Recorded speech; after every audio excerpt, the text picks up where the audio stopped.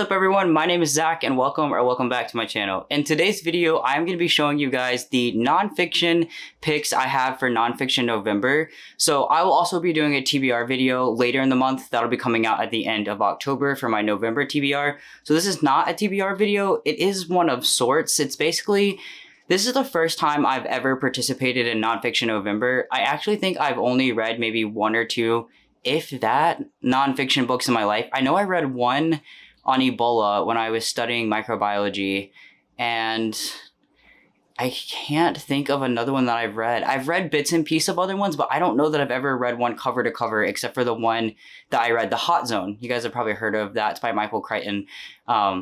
Yeah, so this is gonna be the first time I'm ever participating in Nonfiction November. I don't know really what sparked my interest. I have a few friends who are participating and I thought, you know what the heck, I'm gonna give it a try this year. So that's what I'm doing. I'm gonna show you guys. So I bought some books specifically for Nonfiction November, and then I pulled out a few that I had at home that I'd wanted to read in the past.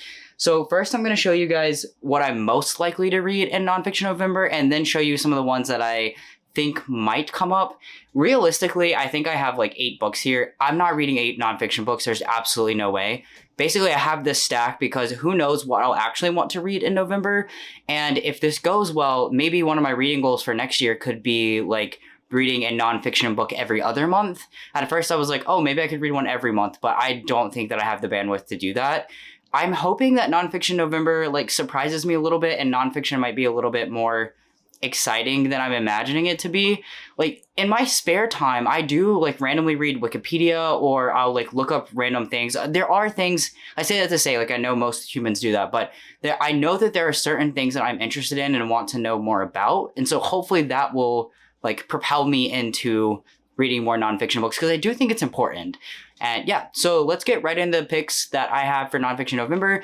If you're new here, thank you so much for clicking on this video. If you haven't already, subscribing to my channel helps me out a ton. A like on the video goes a long way, and I would love to hear nonfiction recommendations in the comments, especially because I'm kind of new to this, so I would love to know like what some of your favorite nonfiction books are, or maybe just some of the thoughts you have about Nonfiction November. All right, so the first pick I have here actually just came up when I was looking through a list of nonfiction books that are really popular. You'll notice I'm not going to have a lot of true crime. True crime is not something that I'm super interested in, but I am somewhat interested in history. So one of the first ones I have is Alexander the Great. It essentially is just the story about Alexander the Great and how, like, in such a short period of time, he was a explosive leader. Obviously, I don't know a lot more about Alexander the Great than that. I took a history class in the United States, so I don't know a lot about history, and I definitely want to know more.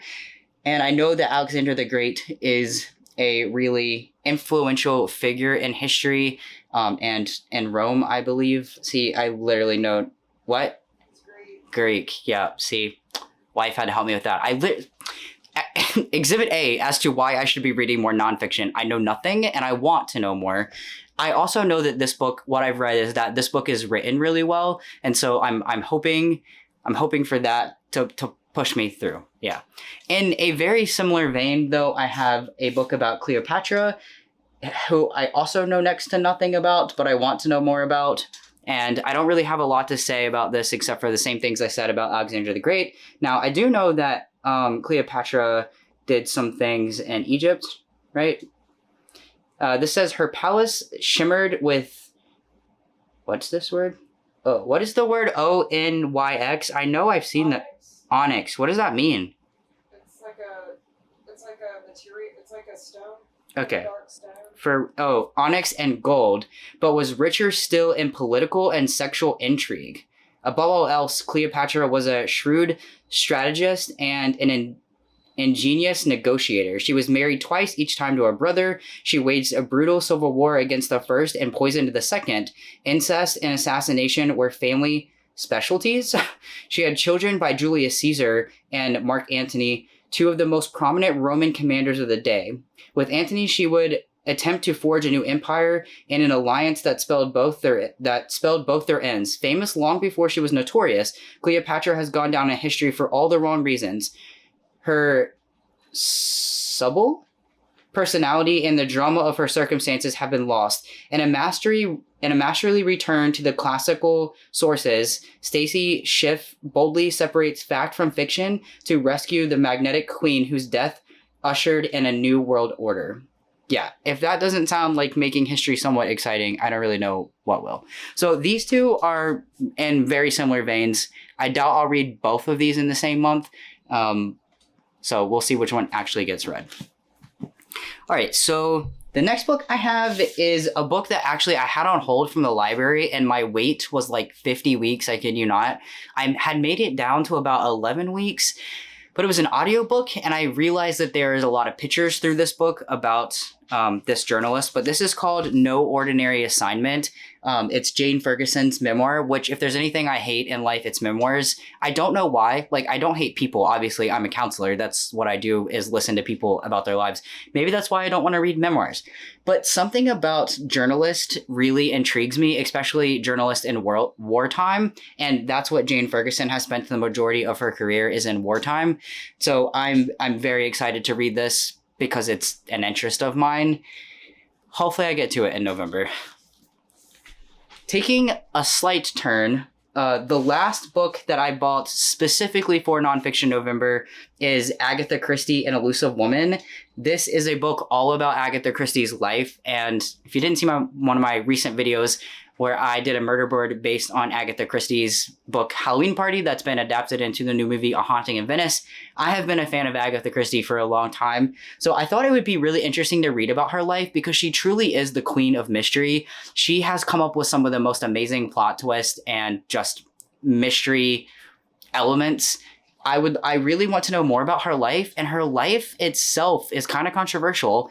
I'll talk more about that in a second because I did buy The Christie Affair, but it's not technically a nonfiction, so I didn't include it in this part of the video.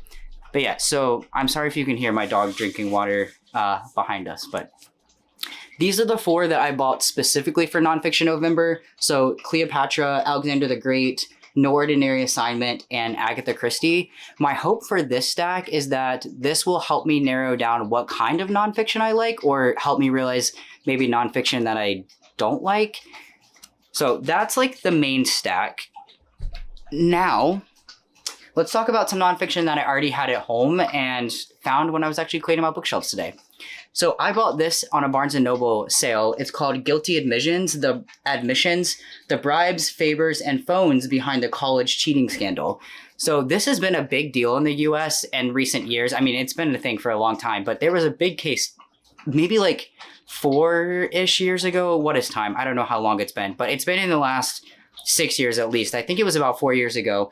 There was a big scandal about admissions to colleges like Harvard and Yale and really prestigious schools where parents were basically paying for their kids to get admitted when maybe they didn't meet the standards of the college, which that in of itself is a whole nother thing. But I just thought this might be interesting. So it's one I had laying around that I've had my eyes on. Now this next book I bought a hot minute ago, and that is Empire of Pain. I have wanted to read this for so long, but it is a big, big book. And also, this is a topic that hits close to home for me for several reasons. One, for my family personally, and then two, I live in Southwest Virginia, which is one of the areas that's been greatly impacted by the opioid epidemic. So I know that this is going to hit very close to home for me, which is a reason I've been putting it off, but also because some of the settlements are coming through. Like one of the counties I live in actually got one of the largest settlements from this. So I think knowing more about the information behind this would be really helpful. So we'll see if I actually get around to it. So coming back to the Christie Affair, I believe that this is a historical fiction because it's based around like the 12 days that Agatha Christie went missing. It says, why would the world's most famous mystery writer disappear for 11 days? What makes a woman desperate enough to destroy another woman's marriage? How deeply can a person crave revenge? So this, I think, is like loosely based. Well, not loosely based. I think the author went through and read like a lot of journals and talked with a lot of people to craft this novel, though I don't think it's supposed to be nonfiction. I think it's supposed to be historical fiction, I believe. Don't hold me to that. And then the last book that I have, I also got on a sale, and it's called The Storm is Upon Us, How QAnon Became a Movement, Cult, and Conspiracy Theory of Everything.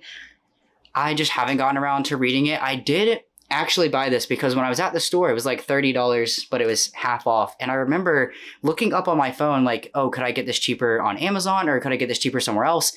And this book was not available to buy anywhere. It was like it had been taken off shelves. And I was like, I want to get a hold of this before it does get taken off shelves. I don't know if maybe it was just out of stock places. I don't know. So I doubt that I will get to this in November, but it's one that I have around that maybe I could read as my goal for next year. Let's hope I don't drop this. So here's the stack of all of them. Alexander the Great, Cleopatra, No Ordinary Assignment, Agatha Christie. The top 4, again, are the ones that I'm most excited to read in November. The Storm is Upon Us, The Christie Affair, Empire of Pain, and Guilty Admissions. I do also have a few audiobooks on my phone, though I worry that reading nonfiction on audio right now would be a little bit too difficult. But I do have The Lost City of Z, and I don't know, I have a few others like that I've requested, but I don't know about reading nonfiction on audio. I feel like that would be a little bit difficult. If you read nonfiction on audio and have any input in that, that would be great. But just like anything else, I think reading physical would be easier at first, especially if I'm really trying to learn things, then maybe I'll annotate them. I don't know. We'll see. Stay tuned for Nonfiction November. And yeah, just as a reminder, this isn't my TBR video for November. That will be coming a little bit later in the month. And yeah, a very special thank you to you for watching this video. I also want to say thank you to the Mostly Ghostly crew for supporting my channel every month through the channel membership. Every month we have a hangout together where we hang out on Discord with video chat and talk about life and books. We also have a separate section in the Discord where we regularly chat about what we're reading and what's going on in life. They also get to vote on content and various other things throughout the month. So if that's something that you're interested in, the join button is just down below and you can get more information by looking at that. So yeah, thank you guys so much for tuning in, and I'll see you in the next video. Bye. Down, my head in my hands now. Play it back, I still can't seem to figure out when the rain came and we became almost